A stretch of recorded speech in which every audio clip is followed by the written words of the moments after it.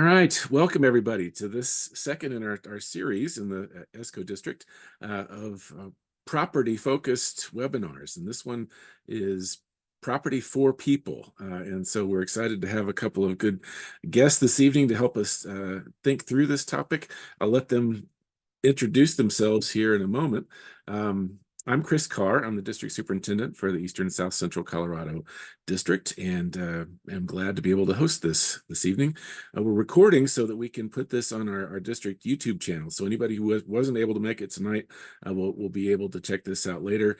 And I will also put the link in the chat for our district YouTube channel, which has the first webinar that we did a couple of months ago on people over property, which this will probably look backwards to you all. But this book by Audrey Warren and Kenneth Carter, People Over Property, starts to talk about our property from a fresh expressions perspective, trying to shift the way that we think about the buildings that we have inhabited for so long in a new day, when so many of our buildings were built during a time when they were overflowing with people and needed more space, either in a bigger sanctuary or an educational wing or whatever, when they were overflowing with kids in Sunday school rooms and people in the pews. And most of us don't have that problem today. And so we're looking for ways to make those buildings meet the current moment rather than the moment 50, 60, 70 years ago. Wanted to start with a passage that is one of my favorites from the Old Testament, or at least it always strikes me when I read it. This is from 2 Samuel about David. And I'll just read it. Chapter 7, first 11 or so verses. Now, when the king was settled in his house and the Lord had given him rest from all his enemies around him, the king said to the prophet Nathan, "See now, I'm living in a house of cedar, but the ark of God stays in a tent." And Nathan said to the king, David, "Go, do all that you have in mind, for the Lord is with you." But that same night, the word of the Lord came to Nathan and said, "Go and tell my servant David, thus says the Lord, are you the one to build me a house to live in? I have not lived in a house since the day I brought up the people of Israel from Egypt to this day, but I've been moving about in a tent, in a tabernacle. Wherever I have moved about among all the people of Israel, did I ever speak a word with any of the tribal leaders of Israel, whom I commanded to shepherd my people Israel, saying, why have you not built me a house of cedar? Now, therefore, thus you shall say to my servant David, thus says the Lord of hosts, I took you from the pasture, from following the sheep, to be prince over my people Israel. And I've been with you wherever you went, and have cut off all your enemies from before you, and I will make for you a great name, like the name of the great ones of the earth. And I will appoint a place for my people Israel, and will plant them so that they may live in their own place, and be disturbed no more, and evildoers shall afflict them no more, as formerly. From the time that I appointed judges over my people Israel, and I will give you rest from all your enemies. Moreover, the Lord declares to you that the Lord will make you a house. Word of God for the people of God. Thanks be to God. I just love that line that David is wanting to build a house for God to live in, and God's response is, I will make you a house. And I think that is for us as we kind of enter into this conversation around the place of buildings for us, that we have to constantly remind ourselves that the church is not the building. The building is a tool, right? That if we were to take all the people from our sanctuary on a Sunday morning and all of us go out into the parking lot, and we're standing there next to the building and we say, where's the church? Would we point to ourselves there standing as the body of Christ in the parking lot, or would we point to the building across the way? And I think what God is telling David through Nathan here is what we all need to remind ourselves about all the time, that the real house of the Lord, the real house of God, the real temple is us, the people, and how we go about doing God's work in the world. So without further ado, let's move into some some other conversation, but I want to say a prayer first, and then we'll turn it over to Matt and Brian. Let's pray. Gracious God, we are so grateful that we have this opportunity to gather here across the miles this evening. Grateful for all those who have joined us and all those who will join us later via the recording. We're grateful for our guests, for Matt and for Brian, and the wisdom that they bring, and for all of us gathered on this screen who all bring experience and wisdom from our time in the body of Christ to this conversation. We pray that you would bless it, that you would help us to sense your presence in us and among us and binding us together in this space tonight. It's in your Son's name we always pray. Amen. All right. Well, we're going to start. I'm going to turn over to Matt Weeber, who is our conference chancellor. And I told him to give a 60-second or so introduction to who he is for us. So, Matt, thanks for being with us tonight. Thanks, Chris. So I've met some of you before, but if you don't know who I am, my name is Matt Weeber. I'm the chancellor for the Mountain Sky Conference. I've been in the role just over a year now, succeeding Rich Marsh, who his files have been an invaluable resource for me. He was much more of a transactional attorney than I am.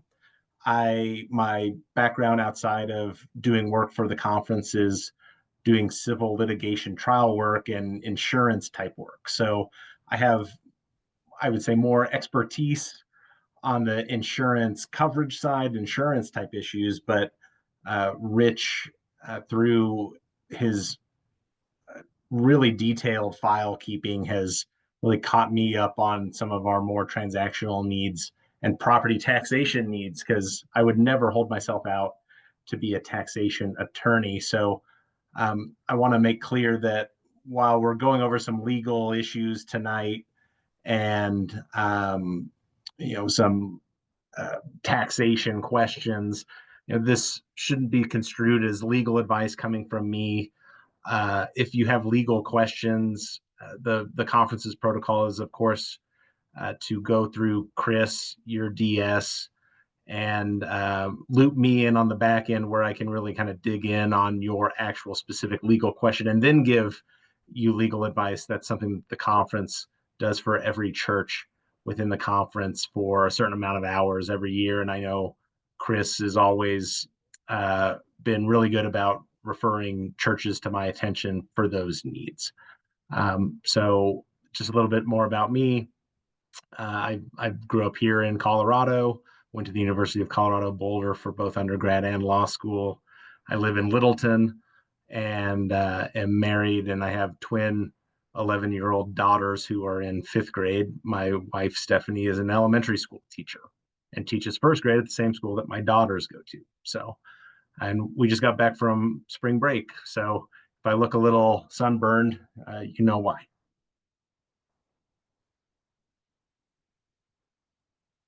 Awesome.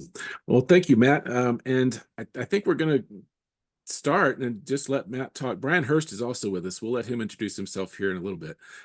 He comes to us from First Church in the Springs, and those of you who know that facility know that it takes some work to make that work. And Brian is the director of operations there, so we'll talk to him in a minute. But Matt had done a presentation with some other folks at the Colorado Front Range District gathering not too long ago. And so we're going to let Matt kind of start us off with some of the issues that he would that are top of mind for him as he approaches these matters. And then we'll kind of dig into some of the nuts and bolts of it. Let Brian talk about what it's like for him and for his congregation managing what he has shared with me this week, up to over $100,000 worth of income in their facility this year. So we'll get to that, but I wanted to let Matt maybe kick us off with some ideas, and then we definitely are going to want to take your questions and your thoughts here this evening too, everybody. We want to meet as many needs this evening as we can. So Matt, why don't you just kind of get the conversation started, and then we'll go from there. Sure. So what we kind of wanted to do tonight is I can get kind of the boring legal mumbo jumbo out of the way, and then you can hear from Brian on how this stuff is actually applied on the ground within the church he is at. So a lot of what we're seeing at the conference level and a lot of questions we get is about property taxation and nonprofit status, and the idea that if you use part of your building, like a sliver of it, for some kind of for-profit status, that your property taxation exemption as a nonprofit just kind of goes out the window. And that's not the case. And this is a difficult, lots of logistical taxation issues where, I mean, if you go to the Colorado Property Tax Code and printed it out, it would be more than 1,000 pages long, and it could feel like totally overwhelming. But the property taxation issues that affect our churches in the conference are less than 20 pages of that 1,000 pages. So when you realize that there are only a few kind of key concepts here, it becomes much more manageable, and you can focus on using different aspects of your building to make income without fear of taxation reprisal or something like that.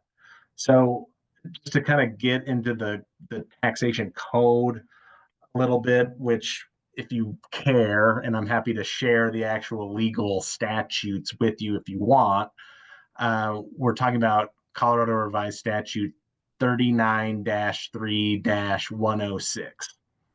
And I can read directly from it. It says, property, real and personal, which is owned and used solely and exclusively for religious purposes and not for private gain or corporate profit, shall be exempt from the levy and collection of property tax. So I think you would read that on its kind of its face and go, okay, well, that means religious use only. Anything else going on in the building and that property taxation exemption flies out the window. But what the code contains are a number of exemptions that you can use as tools for other uses in your building. And this isn't just for religious uses. This property taxation exemption in Colorado applies to lots of different types of organizations: public libraries, not-for-profit schools, child care centers, healthcare facilities. So again, this isn't all just aimed at church property. And these additional exemptions can also be applied for those types of organizations, maybe operating in your building as well. So there are really kind of two exceptions that we want to focus on tonight contained in this code. And they're called the combination use exception and the incidental use exception. So the combination use exception is property owned and used by the owner and or any other organization solely and exclusively for an exempt purpose remains exempt so long as it's not used for private or corporate gain or profit. So this would be a situation where, again, a nonprofit preschool, for example, operating in your building, that's also exempt under the code.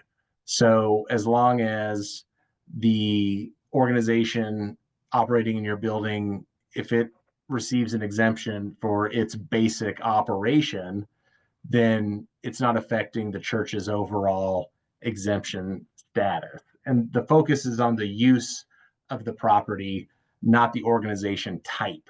So that's, again, where we see churches have kind of additional wing of their ministry, like in their preschool. The preschool is sort of an extension and furthering the church's religious mission and purpose. Then that school, even though it's a school, is still considered a religious use operating within the church. So if so, and if it's an extension of your religious use and the focus of your church's religious mission and purpose, the church may charge reasonable rent and expenses for the operation of that organization within the church building. And if you kind of rent out to a nonprofit that might otherwise be exempt, such as, it's a nonprofit school that is signing a type of rental agreement, and it's operating independently of the church's mission inside the building, you it doesn't affect the exemption status, but the church cannot charge more than $1 per year of rent, but you can charge reasonable expenses for that organization's use for operating and maintaining the property. So that would be utilities, custodial, routine maintenance, insurance, and yes, any kind of taxes that might be associated with the operation in that space. Basically, the rule of thumb is if it's an extension of the church's mission, reasonable rent and expenses can be charged, and exemption status is not to be disturbed. And if it's another organization that otherwise would qualify under the property tax exemption status because of the type of organization or the purpose of the organization, how it functions, then while you can only charge $1 per year of rent, you can still charge the reasonable expenses for its use in that space. So something more than zero. That's sort of the combination use exception where you're having either an extension of your ministry or another exempt organization operating and renting space within the building. Then we have the incidental use exception, which I think is probably more applicable to what we're going to discuss tonight, which if the property is used for a non-exempt purpose, the exemption can still apply in two different ways. If you're renting to an organization and the church is making less than $10,000 per year from rent, basically, of that organization, then the exemption status of the church is not disturbed.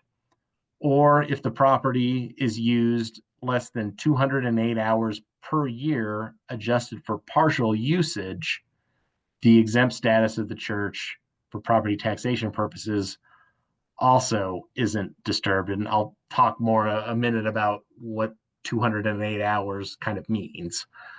And so then that kind of begs the question, well, what if there's a nonprofit that doesn't fit one of the exempt categories, or the exempt property is you're just renting out to a for-profit business? Property taxes are then assessed at a proportional value rate, which is the actual value of leased property to the square footage of the entire property. So you're always kind of thinking about your church's square footage use and the adjusted hours of use. And Brian probably can give you some examples, and I can fill in on the back end some of the adjusted hour examples that I've seen in other churches within the conference. So, and Brian can probably speak more to, how building use at his church is divvied up and kept track. And I can kind of fill in on the back end of his discussion points on some other examples here. But it's probably a good time to turn it over to Brian to give you some real life examples rather than just parsing through the boring Colorado property tax code. All right, it's a great start, Matt. Thank you very much. Appreciate it. The one question I put in the chat over there is who gets to decide what counts as a religious use or in line with our mission? Is there a quick answer to that? The state auditors, which we'll talk about more. Okay, good. All right, we'll get to that then. All right, Dennis brings up the question of the audit, so we will definitely get to that, Dennis.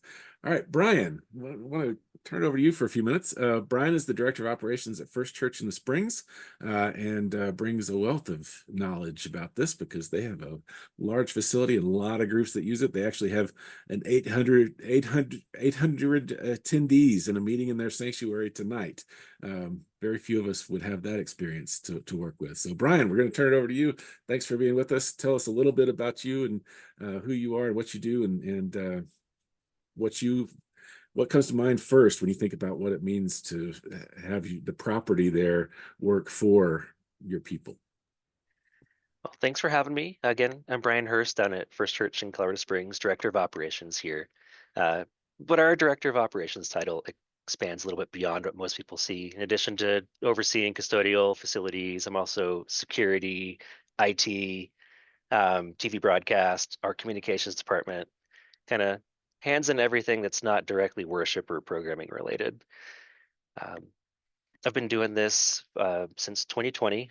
Great time to start out, especially when everyone starts looking at their budgets with an empty building during the lockdown. And that's really what got us looking into how can we start supplementing our budget. And what I saw during the COVID lockdown was that our facilities team was understaffed for the size of building. We have 130,000 square feet in this facility, and now when we're working with a empty building, that's a lot of utilities to be paying for no usage going on for those year and a half of lockdown. So we started the process of talking about all these rental groups that are coming in. Um, they're not really paying that much, but we're still paying our welcome and security team to be here when they're in the building. We're paying for our custodian to be here in the building. So that's hourly rates that we're covering that the rentals from these outside groups are nowhere near touching. Plus, you have to talk about utility rates on top of that. Everyone's going to use the bathroom, paper towels, soap, and all those places. So we really sat down and started talking. What does it take to keep this building open per hour? Um, so I would get the hourly rates uh, for the team that has to be here whenever anybody is in the building. That's an easy one. The harder one to figure out is what does it cost to have just one room in the south wing open for a building, utility wise? What we found is there's a program called Portfolio Manager provided by Energy Star, and that helps you input all of your utility data. And in fact, if you are a building that's over 50,000 square feet, Colorado requires you to use Portfolio Manager because you have to be reporting your energy usage every year. And what that utility can do is help break down your square footage cost uh, for for all of your utilities. Now, the harder part beyond that, there's not a great way to estimate how many times is somebody going to flush a toilet or how many paper towels are they going to use when you've got a group of 50 versus a group of 300. But we just had to do our best effort, you know, look at our burn rate on custodial supplies over a 3 or 6 month period and look at how many groups were in the building during that time and do our best to calculate out just, yeah, this is the base cost of what we're seeing on a per average. So what we did, our goal was to um, make sure that any time the building was open for an outside group and we didn't have other church groups in here, that the full cost of the building being open was covered. So we have a pricing sheet that we can give out to any renters that are interested, and it breaks out. If you want a small room that can house up to 25 people, a medium room up to 100 people, large room I think it's 250, and then our sanctuary seats 1100. That's its own special tier out there. Just the hourly rental rate, and now we've got different tiers for that. You can, if you are in the building when we're already open for our own business, we can drop the rental down because you don't have to pay for welcome and security because we've got them here already for us. But if you're after hours, you have to pay for the full team to be available. Um, the other part that we started to trip up with soon after that, when we started having big groups come in for concerts like Pikes Peak Philharmonic, Chamber Orchestra, there was just a lot of cleanup afterwards. So even though we were charging an hourly rate for the room usage, our custodial team had to stay for 4 more hours afterwards just to get the place cleaned up and ready for our services the next day. So we needed to figure out how do you get that calculated in. So we came up with what did we call it? Impact fees, which were at the discretion of the director of operations, just depending on how many people do you expect? Is there going to be food there? So we're going to have more cleanup. Is it a huge setup change? Like we're pulling everything off of our chancel and bringing 150 chairs up for a large choir. And yes, I see the question. Can we share the pricing info? I can definitely get that. It's supposed to be on our website, but I just checked it earlier and it gives the wedding pricing and not the facility pricing. But I'll get you a link. Um, I'm not sure where to go from there. Chris, do you have any like questions that can? Great. That's a great start. So I think Matt, give Matt the first shot. Anything that Brian shared there spur anything for you? And then we'll definitely want to touch on the audit thing before we move on. Sure. So, kind of circling back to what Brian discussed in terms of keeping track of building use and how much to charge and different levels of that. That goes back to really the partial usage issue for your tax purposes. And this is 208 hours per year before, where it's kind of a free exemption and there isn't any kind of impact on the church's overall tax exempt status. And so I think what's really important is the churches that are really using their building space for a lot of different organizations, or as Brian said, concerts coming in, or private wedding, something like that, is keeping track of what not only how to charge for that, but at the same time how to keep track of how much is the building being used for this 208 hour level. So for example, when we did this similar presentation for the Front Range District, Christchurch, the director of operations there, came in and she's been doing and really focusing on this work for 5 or 6 years. And kind of a primary reason for that is they were getting audited by the state. And so I can talk about kind of what their experience was dealing with these auditors, but what she has done and what other churches who are using their church for multiple spaces have done is really determined what's the square footage being used at any one time for any one non-church use. So for example, at Christchurch, I just pulled up the numbers. Oh no, I'm sorry, this was at Hope Church with Jeff Rainwater, who was also a part of this presentation. So their building has 37,288 square feet, and their fellowship hall is 2,555 square feet. So if they rent that fellowship hall for some event for 2 hours, that is calculated as the partial use of the building for that span. It's not 2 hours of the 208 total hours you get before the exemption kind of kicks out, because that space is a subspace of the bigger building itself.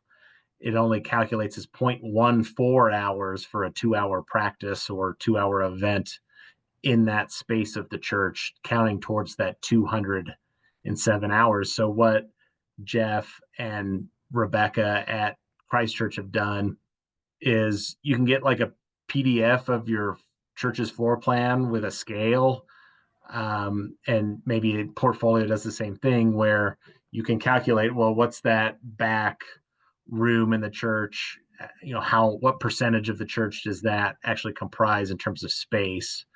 So the occasional use of that room has a smaller impact, but something like a music class or a music group renting your church's a closet in your church that has really small space, but they store their equipment there all the time year round, they're constantly using that space, and you're ticking up towards that 207 hour kind of limit. So what's important is, especially for the auditing purpose, is keeping track, like Google spreadsheet or some other platform, in terms of who is using your space, how much of the space they are using, and when are they using it. So you can kind of keep track and tick up and up and up and keep track of this 208-hour kind of threshold. And this again is for a non-exempt, like hosting a concert or something like that. A non-exempt entity, someone renting to use office space for their for-profit business, for example. What the state requires and what the auditors will be looking at is you have to disclose via forms, and I can send the form to Chris for circulation, is every user of your building has to be tracked and reported on this form when you're doing your yearly taxation documentation. And that way the auditors can see who's using the building and how. And again, I think they're determining, going back to Chris's point, again, it's the purpose of the organization, not the type or name of the organization. Like, what is this organization doing? Is it an organization that is an extension of the church's ministry and religious purpose? Is it something else?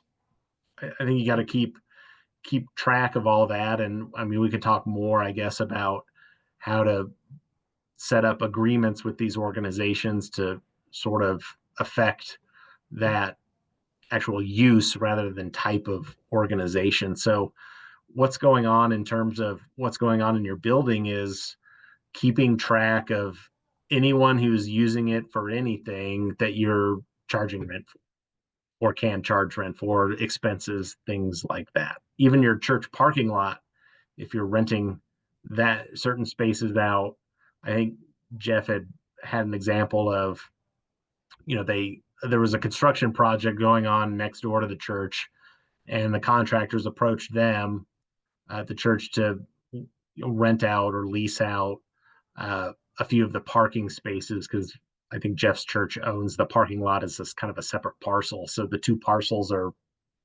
looked at differently, but that's use of the parking lot for kind of a for-profit thing. And so they had to keep track of, what are these 4 parking spots?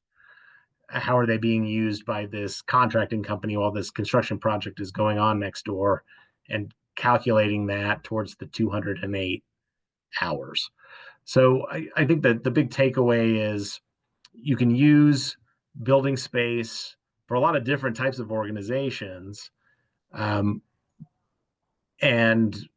as long as you're keeping track of who is doing what and where and how, then if there's auditors that have questions, you've got the documentation ready to go. I think, auditors sound like a scary thing, but if you have the documentation ready to go and in hand, I mean, from what Jeff and Rebecca reported from their experience, and Rebecca especially, since they've been audited multiple times, is, the auditors want to work with the church.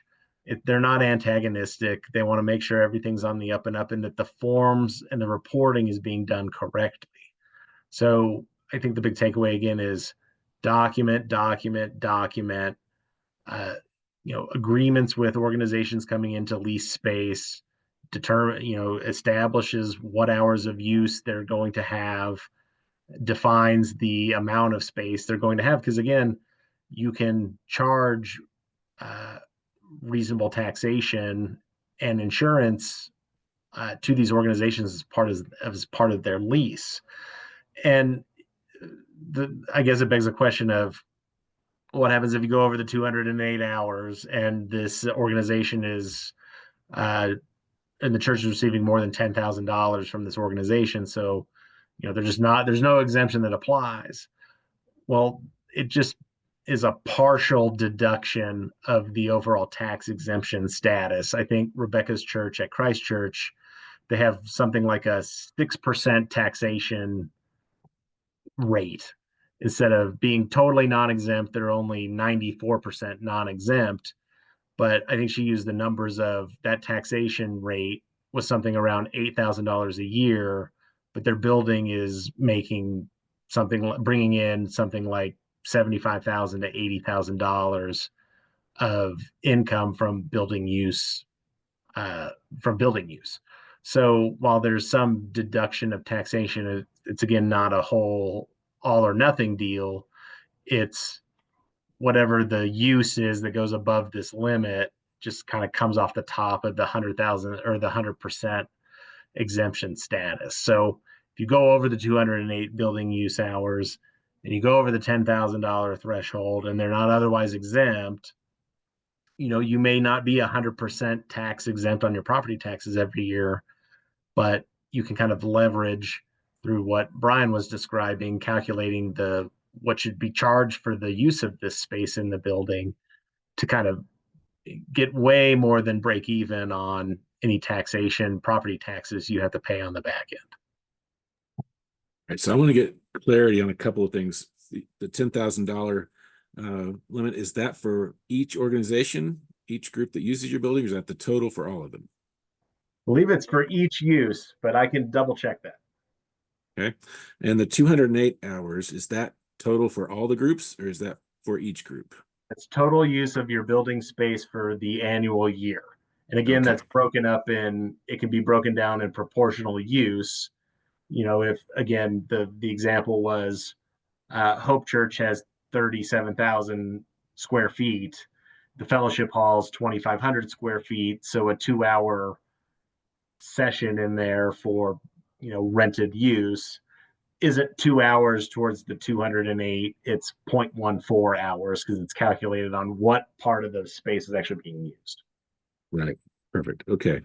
Cool. Now, I'm curious, everybody who's attending here on our screen tonight, that annual report that needs to get filled out, and there's a check that has to get written to the state for that report. How many of you have been involved in filling that out for your church at some point? Not many of you. Okay, somebody's doing that. So you may want to find out who, whether it's the pastor. I always ended up doing it for my church, but maybe the pastor who's been doing it, maybe a finance person, somebody else who may be doing that for your church. But you probably want to find out who's doing that just to see what they're reporting as your mission to the state, because that I always found, and Matt, you can correct me if this is not a good way to think about it.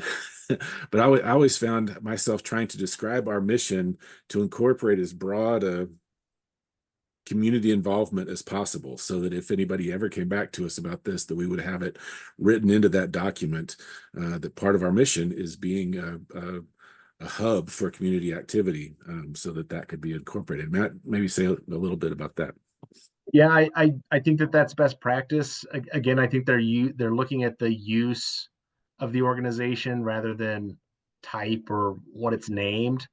But if the church's broader mission is something more than church, it's a community hub, as Chris said, I think, that probably helps. It doesn't hurt in terms of being able to say, well, this is just an extension of, what we're doing here at the church. This organization fits within our mission. It's an extension. And then this 208 hours and $10,000, that doesn't even come into play, because anything that's, again, the easiest example is your church's preschool. The preschool is an extension of the church's mission. And the preschool is obviously going to be using a bigger space within the church and using it often. So if it's part of the ministerial wing of the church, then we're not talking about these other exemptions. It's just exempt as part of the religious use exemption. And so, while the auditors are going to care that there's a preschool, if the preschool is acting as extension of the church, this calculation that we've been kind of talking about the last 15 minutes isn't going to come into play. So just real quick, since there may be folks, how many on the call have a preschool in your church? We have a few. Okay. So some preschools are actually more intertwined with the congregation in terms of how they do their payrolls and facility use and all that. And some are using the property but paying rent to use the property. They're not technically connected with the church in that way. I mean, they're not that intertwined. They're two separate entities. It's its own corporation, for example. So how would that, Matt, how would that relate to the is it incidental versus exempt kind of use? Well, I think it depends if the church, or I'm sorry, if the preschool is like for-profit preschool or a nonprofit preschool, because like a nonprofit preschool, even if it's not aligned with the church's ministry, can be it's still exempt under the under the broad general exemptions for that type of organization. And again, Okay. that's something that you can charge them $1 of rent per year because they're still exempt, but you can charge them all the incidental expenses and basically the expenses related to building use, custodial, utilities, the things that Brian was getting into earlier. If it's a for-profit church, or I'm sorry, a for-profit preschool, then and they're not otherwise exempt, then you're going back to this 208-hour, $10,000 question. And part of what you need to do there is if this is a big building use and you're going to get up against those thresholds, then you need to determine, what can you charge for rent and expenses that's going to outpace any potential um, hit on your overall property tax exemption rate. Good. Okay. Great. Thanks. That's helpful. All right. I'm going to go through some of these questions in the chat real quick. All right. Question for Brian. Any sticker shock or pushback from groups when they're given a cost estimate? Yes and no. So the first question I usually get is, do you have a nonprofit rate when they see our pricing sheet? And at this point, we haven't actually rented out to any for-profit businesses. Everyone we're doing our renting with is another nonprofit. So we usually say, we are a nonprofit. This is our nonprofit pricing. And when we first rolled it out, originally our old rental agreements were like $50 a month to have a weekly meeting in here. That's just not reasonable. You're not you're 2 hours in and you're already subsidizing the group. And so when we rolled out the new rates, which are more like $50 an hour, we did have several groups that say, well, we can't do that, and they left. But I would say within 6, maybe 7 months, all but one of those groups came back because they could not find anywhere else that was cheaper. And the one group that left, I'm kind of happy they're not here because they were a bit of a problem. Yeah, other than that, the pricing that I shared there is still beating any other, conference center or rental spaces in the Springs. Great. So while we're with you, Brian, one quick question about other requirements of groups that use your building. Like money is one thing, paying your bills is one thing, but what about like insurance? What requirements do you have of outside groups who come in for them to provide insurance for their presence or not? So our rental agreement does say that they need to have both liability and property damage insurance, and they need to furnish a certificate of insurance with us as an additionally insured. There are 2 different rates, just depending on if you're in any of our normal small, medium, large rooms. It's only 500,000 per incident. If you're in the sanctuary, we do bump it up to $1 million. I have been a bit lax in some smaller groups that come in and say, we're here for one time and we don't have insurance. I'm like, okay, let's just slip by. But if you're going to be a repeat group, you have to get that certificate to me. Good. Are there what else is on your agreement that you require of groups to come in? We can't have anybody in here when we don't have the welcome and security team and a custodian. Like that's a must have. And there's a lot of groups that say, well, can we get it cheaper if you just let ourselves in and we'll lock up afterwards? Like we need staff there because if there is some sort of incident, like we need to be able to document it and make sure we have the proper response. I don't know if that's really what the conference recommends that everyone do, but just for us with such a large facility, people getting lost throughout the building, we want to make sure there's always somebody there. Yeah, that's a great example. You maybe of the difference between a huge facility like yours and a smaller facility. with a smaller congregation and in a small community, perhaps, where people do that kind of thing all the time. They let themselves in and out in places. And so that's going to be a contextual matter, depending on your church, where you are, and some of the norms. But I think, one thing that comes to mind for me is if there were going to be multiple groups in any church at night. So you're going to have a recovery group meeting in one room, and some other community group, or Bible study in another room. How you navigate more traffic.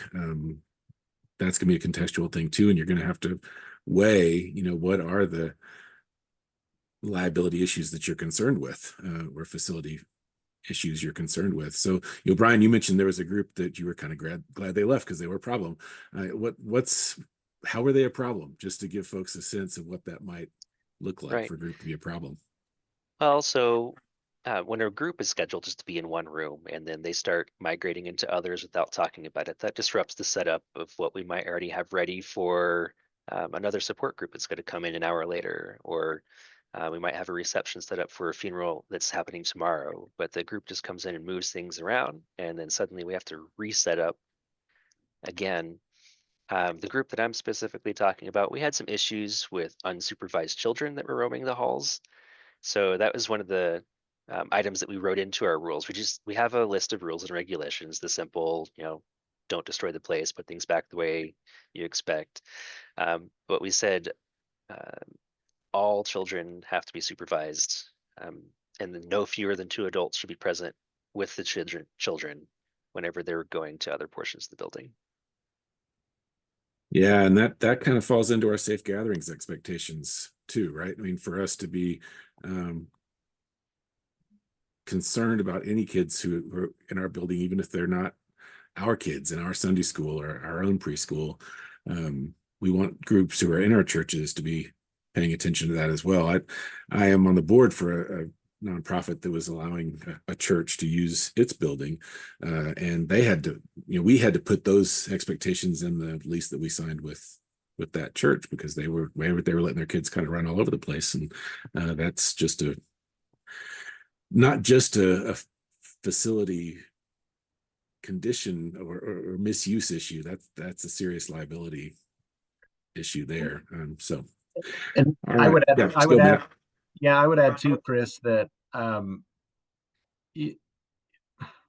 while you can sort of try to transfer and contract risk through your rental and lease agreements, I mean, Colorado law says that if there's injury on the real property of another, that the landowner in question, who this would be the church, because the church is still in possession of the property in question, basically has an established duty of care, depending on the entrance status of the person who was injured.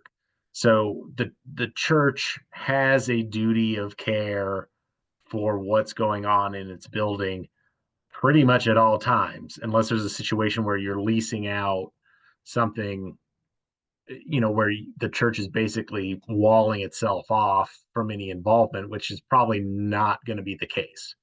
So even these rental agreements, you can't contract around legal duty of care to what's going on. So I think, to Brian's point, the more making sure that staff is present, custodial is present, that the church has some type of presence or security thought, or security protocol, or if it's an off hours thing, that you've background checked the person that you're giving access to very thoroughly. I mean, you really want to make sure that the church has done everything it needs to make everything as kind of safe as possible. While you can kind of try and push that onto the others folks that you're leasing the space to, if the church is sued for some reason for some injury happening on the church as an individual defendant just is not going to be getting out on the theory that, we push this off onto our the people renting from us. It's just not going to happen in Colorado. All right, that's really helpful. So a big philosophical question that you may have to have at your church is your risk tolerance, right? Around these questions. And how if you have questions about what your liability would be if the AA group is meeting there and it's a winter night and the water has melted off the roof onto the sidewalk during the day and is frozen during our meeting, and then one of their people slips on the ice there. I mean, somebody's insurance is probably going to have to be covered by that, and for you all to dig into whether it's in Colorado going to be your church's insurance as opposed to your guests. Those are important questions for you to at least know, and it may not change your decisions, but at least you know what your risk is and what you're facing if something does happen, heaven forbid. So, Brian, do you have anything on that, on liability questions, or anything that has happened in your facility that would be a good anecdote or case study for us? Thankfully, with our renters, we haven't had any situation arise. Now, with just during our normal operations, being a downtown church, we do have some escalated confrontation with people coming in that might be intoxicated or just not in the right space right now. Being a church, we do want to help anybody that comes to the doors, but sometimes it just gets to the point that for the safety of others, they don't need to be here anymore. We do have our own on-staff welcome and security. We do really emphasize they are more welcome than security. The security is the last step in the process.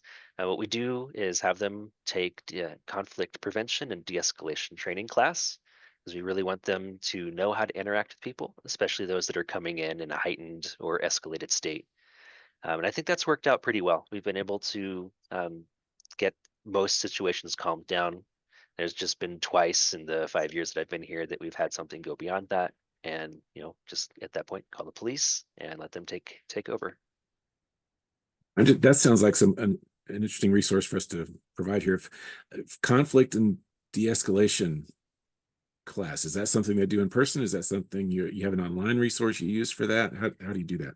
Yeah, we started out with an online course, and I'd have to go back in my files to look and see what it was. But more recently, we've started partnering with Walls Counseling here in Colorado Springs. They do provide counseling services to our staff, but they also help with in-person de-escalation training. Right. All right.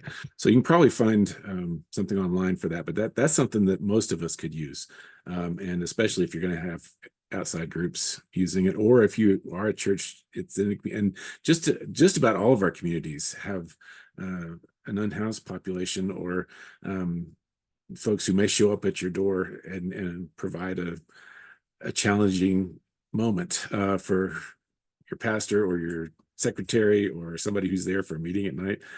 So it's not a bad thing to be trained in that. All right. I don't want us to go too long tonight, so I'm going to hit some of these other chat questions. If you've got a question you haven't asked yet, put it in the chat and we'll try to get to it here. Okay. I feel like I should know this, but UBIT, Matt, this is a question for you. For churches that are subject to a mortgage, Robert asked this question. How does UBIT work into this? So UBIT is unrelated business income tax. I mean, that could be your next webinar, Chris, and we can talk about that. But I mean, typically if it's nonprofit use, it's not subject to the income tax, but it's for-profit use, it is. So I mean, that's a different presentation than what we're talking about tonight, and I'm happy to field individual questions about that after I get some time to kind of revisit that, because that's way more complicated than the property taxation issue. All right, Robert, you have hit on the property for people 201 class that we're going to have to figure out for later. So Brian had a question about if you have an air garage and your whole parking lot is always available for hourly rent, would you calculate how many spaces were rented during the year? I would think so. Yes. And Right. how, was it 8 to noon? Was it 24/7? I think renting out your parking lot, if it's in either part of your parcel, or it can be, some of our churches it's part of the parcel itself, or it's separate parcels. I think all use has to be calculated and reported. So if you're renting parking spaces, it goes into the calculation. And this is just based on what you mentioned about Hope, that they have two separate parcels. Not all churches would be two separate parcels, right? It could be So one. So those parking yeah, so spaces. I think your parking lot would be calculated into your overall square footage, building plus parking lot, if it's all part of one parcel, and you're using the parking lot for, rental income of some type. I think it becomes part of the calculation towards this 208-hour threshold, and how big's your building and how big's the space that your building uses. I think would encompass the parking lot as well, if it's all part of one parcel. Okay. Now, if a church is not renting out parking lot, could they still calculate that square footage as part of the whole, or not? That's something that I'm not 100% sure of. I'm guessing the usable space, because the argument would go, well, the parking lot is part of our building use. Our parishioners come and go, our staff comes and goes. It's part of the overall kind of building itself. So my instinct would be to think that the parking lot would be encompassed within your overall square footage calculation, but I don't know that 100%. Okay, so that'd be worth checking into for churches that have a parking lot that you might want to, or if you're going to be coming up close to that 208 hours, you may definitely want to check out and see if your parking lot works, because that could help in that. Okay, Randy asks, if you're charging for insurance, does that take the place of requiring the organization using your building to provide insurance naming you as an insured? And second, which way provides the least liability or best protection? Yeah, this is a great question, because Matt,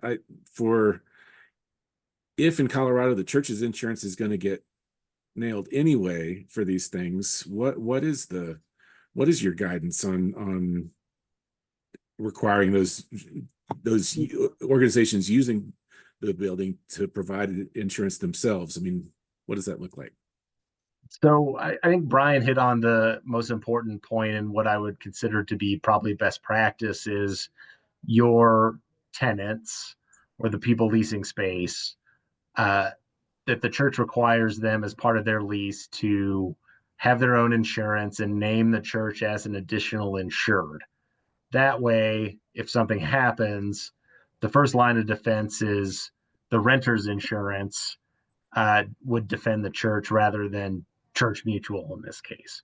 So, that's the best way in terms of risk to protect the church itself. But the point I was making earlier about legal duty of care is, the church being embroiled in some lawsuit where these competing insurance companies are defending the church, or is it the renter's insurance that's doing that, or is it Church Mutual that's doing that? Church Mutual will be involved in any kind of formal claim to protect the church itself. So, who is handling the lawsuit and the defense of that is a question for, what happens after the incident.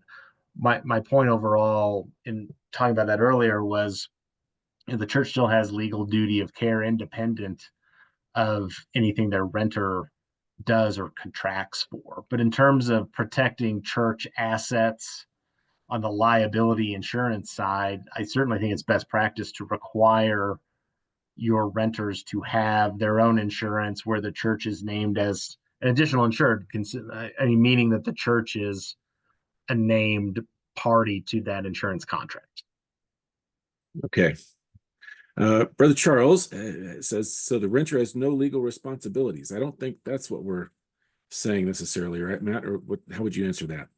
No, because I think the renter, in terms of, again, injury on the landowner's property, is the renter or rental entity also has a legal duty of care because they're legally responsible for the conditions existing on the property, their use of the space leading to this alleged injury. So they have a legal duty of care that they cannot delegate either.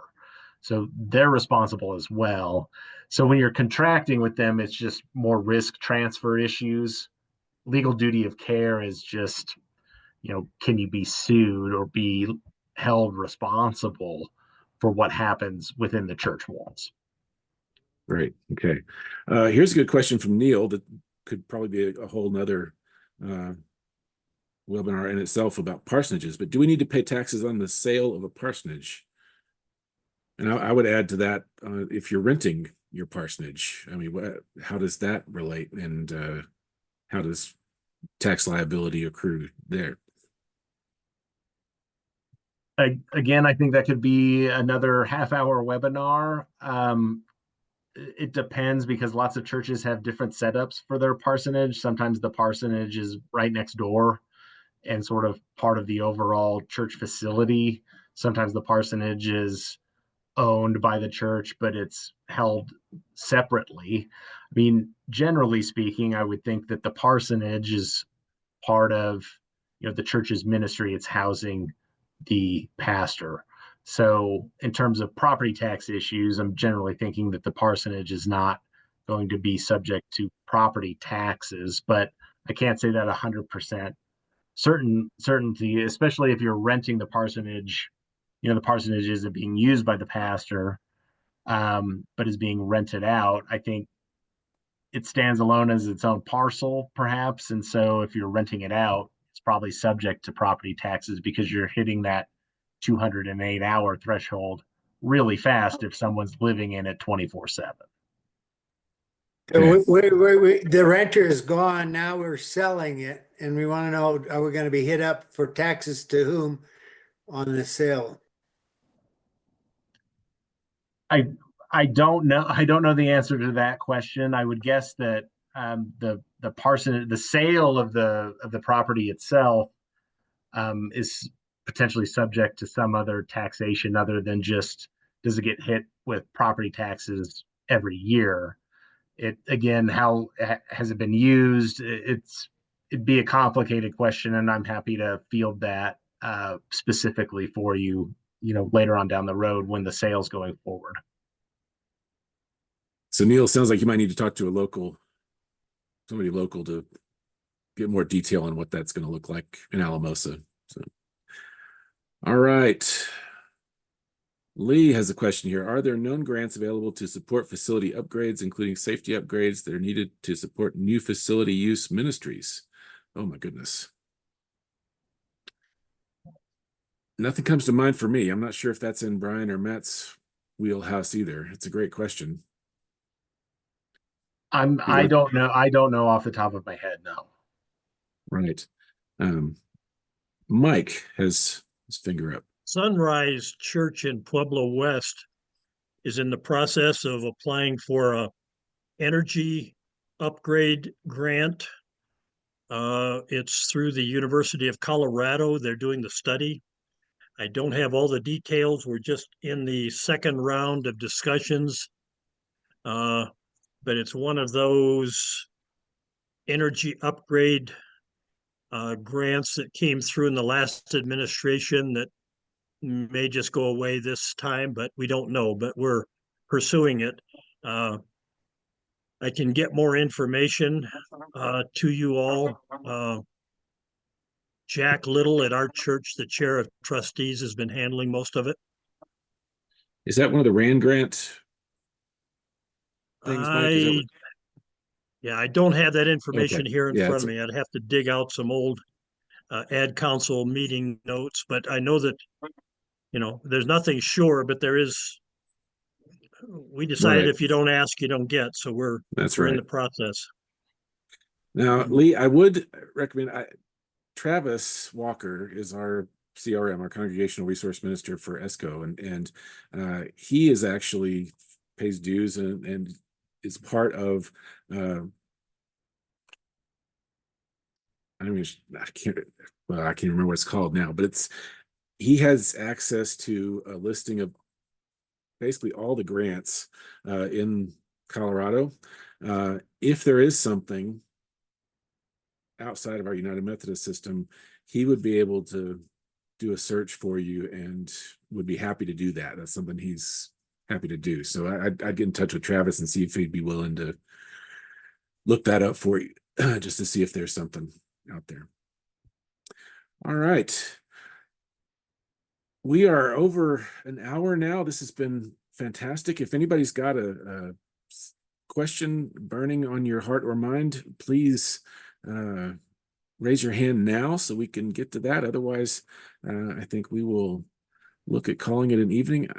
Dennis, you just unmuted. Do you have something? Well, Chris, I just want to say this has been very enlightening, and I want to thank you and Brian and Matt for putting this together, because it gives us a lot to work with. So thank you very much. Yeah. Thanks, Dennis. Bob, I saw you unmuted too. Does verbiage make much of a difference if you designate it as a use fee or a rental fee? Oh, good question. Yeah, Matt, do we need to be careful about our vocabulary in this? A rental fee or a what? I didn't hear. A usage fee. Oh, a usage fee. I don't think that really matters. Again, I think it goes back to, what the organization is doing in the building, not what type of organization it is, whether it's a rental fee, a usage fee. I think in terms of impact on exemption status for property tax purposes, anyone auditing is going to be looking at, what is the entity organization doing. So in terms of you're saying, oh, we're renting you this space, or we're charging you a fee to use this space, it's all considered income that goes into this kind of overall calculation. Even if it's income that just covers expenses. Yes. Because when I think of a rental fee, I'm thinking of making a profit. If I'm using a usage fee, I'm thinking of covering expenses of operation. Understood. I mean, I think that in terms of impact again on exemption, it doesn't matter one way or the other. It's still considered income for the purposes of the calculation, whether it's a usage fee or a rental fee. It doesn't matter if it's for profit or not. It's still income. Yeah, it sounds to me like, Matt, it's that $10,000 figure is the only actual dollar amount that we need to be paying attention to as far as what we're receiving from a group, right? I mean, is for that... a group that is otherwise not exempt, right? And so correct. If it's and I believe it's $10,000, and I can go back and confirm in what the statute says, but I think it's in income. So whether that's rental fee or usage fee, it all kind of goes under the same umbrella. Okay. And I guess the last question I would have related to that, often our churches try to get around paying attention to this by asking for donations or calling it a donation that the group is using for the use of the building. Is based on what you shared tonight, it seems like a semantics issue. Yeah, I don't think that would pass muster from an auditor if the church tries to spin it as a donation. I mean, and I do think if it's a donation, you're not entering into a rental agreement or usage agreement with these folks, which again I think is probably best practice here in terms of making sure the people that are in your space, you have a contract with them, the usage is defined, the hours are defined, the charge is defined, the insurance situation is defined. And so if you're just saying, oh, use the building and we'll pay a donation, or we'll accept, a monthly payment as a donation, I think you're probably hurting the church more than helping it in that situation. Right. Robert, yeah. You have time for one quick one? Sure, go for it. Does anything change if you, for example, you've got twice as much building as you need. You've got 2 sanctuaries, you've got 2 Sunday schools, and you divide up the building and you rent out half of it full time to another church, can you still avoid the property tax if that group would itself be exempt? Yes,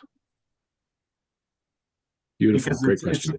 that goes to the combination use exception I discussed at the beginning of the webinar, in terms of if people that were also be otherwise exempt are using your space, you can charge them $1 of rent per year and charge them for the expenses for use of the space, but they're otherwise exempt, and you'd be fine. Their use of the building, because they're also exempt, is not impacting the overall building's exemption status. You couldn't charge them Right. rent above the usage? Not if they're also exempt. For your example, if they're in another church using half your building, yeah, you can't charge them rent above $1 a year, but their incidental expenses, utilities, custodial, insurance, you could charge them for that. Interesting. Yeah, which piles up pretty quickly for 24/7 usage, right? So, all right, great question. And Robert also, Matt, put in a longer chat comment there about the UBIT issue. And Robert, I'm not sure we have enough folks who would be dealing with that to do a webinar on it, but you would be able to put on that webinar right now. It looks like, as much as it looks like you've had to research that. So we can deal with that a different way, I think. All right. Well, thank you all very, very, very much for attending tonight. I just put the link in the chat to our district YouTube channel.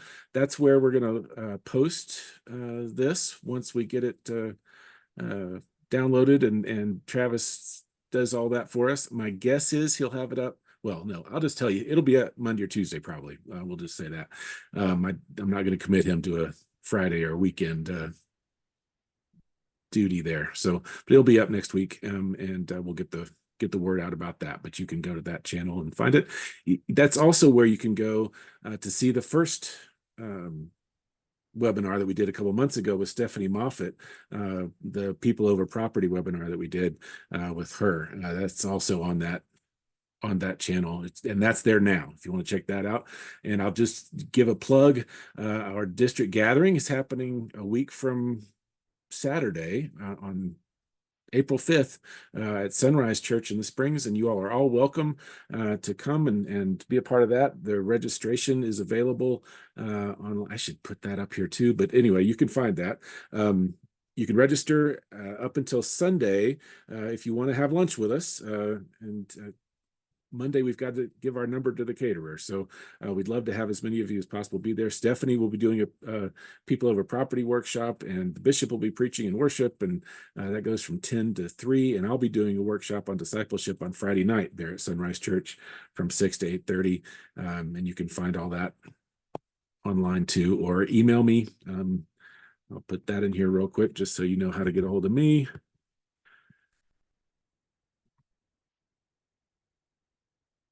There we go. And I can give you more information.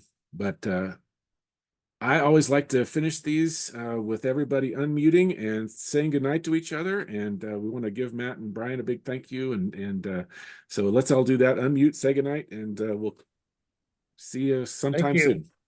All right. Everybody. Good night. Good night. Thank you. Be blessed, y'all. You too. Good night. Thank you. Night. Good Thanks. meeting. Bye now. Vielen Dank.